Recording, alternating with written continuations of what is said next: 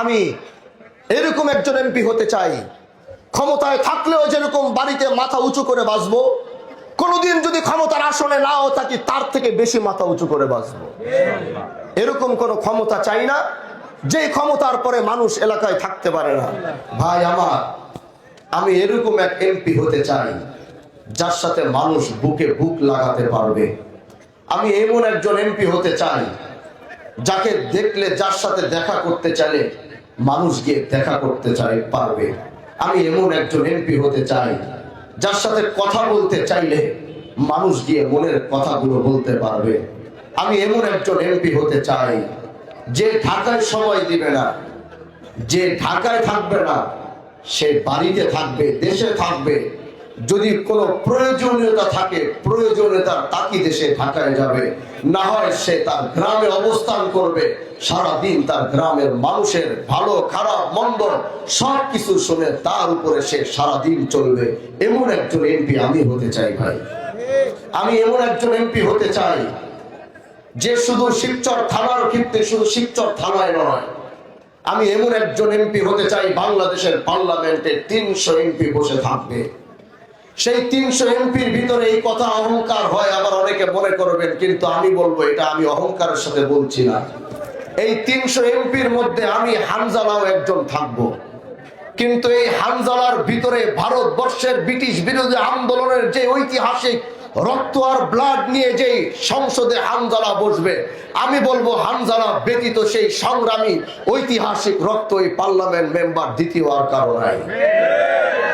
এই কথাটি অহংকারের সাথে বলি নাই, এই কথাটি আমি আমার বংশ এবং এই দেশের ঐতিহ্য আর এই দেশের আদি, এই দেশের অস্তিত্ব রক্ষা করার যে সংগ্রাম আমার পরিবার করেছিল, আমি সেই রক্ত নিয়ে আজ বাংলাদেশ পার্লামেন্টে দাঁড়াবো। হাজী শরীয়তুল্লাহর বংশ, এই দেশে রয়্যাল ফ্যামিলি হতো। হাজী শরীয়তুল্লাহর পরিবারের গাড়ির নাম্বার প্লেট থাকতো আলাদা, তার ফ্ল্যাগ থাকতো আলাদা, তাদের চলাফেরার সব থাকতো আলাদা। কিন্তু এই বাংলাদেশ হাজী শরীয়তুল্লাহর বংশকে সেই মর্যাদা কোনোদিন দিতে পারে নাই। যদি আমরা আজকে থাইল্যান্ডে হতাম, যদি আজকে আমরা ইন্দোনেশিয়ার হতাম, যদি আজকে আমরা মালয়েশিয়ার হতাম, যদি আজকে আমরা সিঙ্গাপুরের হতাম, তাহলে হাজী শরীয়তুল্লাহর পরিবার যদি ওই রকম কোন দেশে থাকতো, তাহলে সেই দেশের রয়্যাল ফ্যামিলি থাকতো। কারণ কি? কারণ বাংলাদেশের ইতিহাস যদি লিখতে হয়, এই বাংলাদেশের ইতিহাস যদি পরিপূর্ণ করতে হয়, 1947-এর ইতিহাস যদি পরিপূর্ণ করতে হয়, 1971 সালের ইতিহাস যদি পরিপূর্ণ করতে হয়, তাহলে হাজী শরীয়তুল্লাহদেরকে বাদ দিয়ে কোনোদিনও সম্ভব হবে না। আজকে সেই বংশের সন্তানকে আপনারা ইজ্জত আর সম্মান দিয়ে, যেটা রাষ্ট্র দিতে পারে নাই, যেটা বাংলাদেশের সংবিধান দিতে পারে নাই, যেটা বাংলাদেশের আইন দিতে পারে নাই, কিন্তু সেটা শিবচরের মানুষ দিয়ে হাজী শরীয়তুল্লাহ সন্তানকে সেই সম্মান দিয়েছে, সেই রেসপেক্ট দিয়েছে, সেই ইজ্জত দিয়ে তারা শিবচর থেকে জাতীয় সংসদে পাঠিয়েছে। আমি এই শিবচরের মানুষকে বলতে চাই, রাষ্ট্র যেটা দিতে পারে নাই, সংবিধান যেটা দিতে পারে নাই, সেটা আপনারা দিয়েছেন। এজন্য হাজী শরীয়তুল্লাহ সন্তান হিসাবে বলে যাচ্ছি যে আস্থার ভরসার জায়গা থেকে আপনারা সম্মান করে আমাকে জাতীয় সংসদে পাঠিয়েছেন। আমি শুধু আপনাদের কণ্ঠ হয়ে কথা বলবো না, হানজালা গোটা বাংলাদেশের মানুষের কণ্ঠ হয়ে জাতীয় সংসদ থেকে কথা বলবে।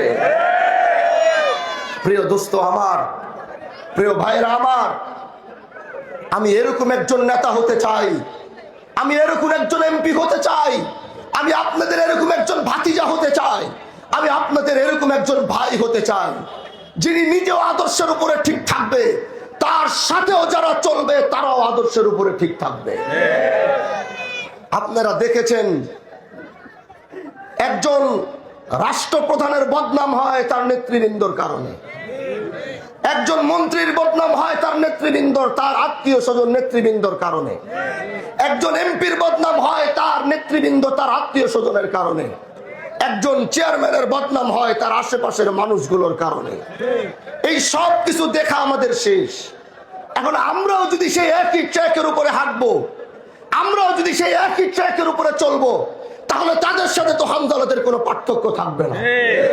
এজন্য আমি বলবো, আমি ন্যায় আদর্শের উপরে যেমন ঠিক থাকবো, যারা আমার ডানে থাকবেন, যারা আমার বামে থাকবেন, যারা আমার সামনে চলবেন, যারা আমার পিছনে চলবেন, যারা দূর থেকে আমার সাথে ক্যামেরা অন করে দূর থেকে সেলফি তুলবেন, যারা আমার গাড়ির সামনে বাইক চালিয়ে দূর থেকে ক্যামেরা অন করে বুঝাবেন যে এমপি সাহেব আপনার সাথে আছে, এই সমস্ত কাণ্ডগুলো যারা করবেন তাদেরকে বলবো, আমার আদর্শ যতদিন ঠিক থাকবে আপনাদের আদর্শ ততদিন ঠিক থাকতে হবে।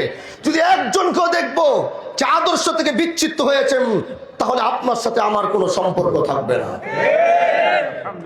আমাদের নেতৃবৃন্দর কারণে এলাকার কোনো মানুষ, কোনো অসহায় মানুষ, আমরা দেখেছি একজন দায়িত্বশীল আসলে তার ডানে বামে যারা চলে তারা বাজারে গিয়ে যখন কথা বলে তাদের কথার ঢং থাকে অন্যরকম।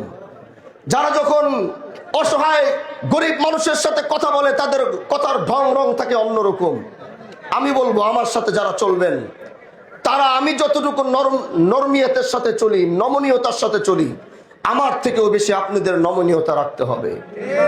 আমরা 5 বছরের জন্য ক্ষমতায় আসি নাই, আমরা 5 বছরের জন্য ক্ষমতার আসনে বসি নাই। আমরা এই 5 বছর আমাদেরকে মনে করি না যে আমরা অনেক কিছু হয়ে গেছি। আপনারা দায়িত্ব দিয়েছেন, দায়িত্বের জায়গায় এসেছি।